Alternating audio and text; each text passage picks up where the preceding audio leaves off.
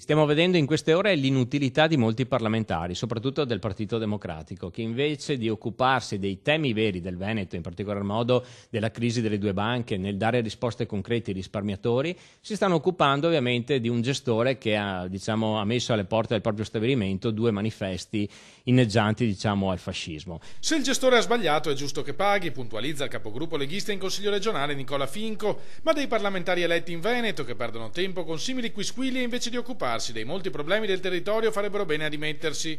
Il riferimento è l'interrogazione presentata da un gruppo di deputati capitanati dal veneziano Andrea Martella.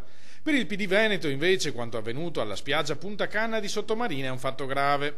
Non solo perché è offensivo per le vittime del fascismo, argomenta il capogruppo Stefano Fracasso, ma anche perché ci fa fare brutta figura di fronte a tutta l'Europa. Proviamo a immaginare quando andiamo in Germania, non lo so, andiamo a visitare Berlino e ci trovassimo in un luogo pubblico che inneggia Hitler. Che cosa diremmo dei tedeschi e della Germania? Diremmo che sono dei folli?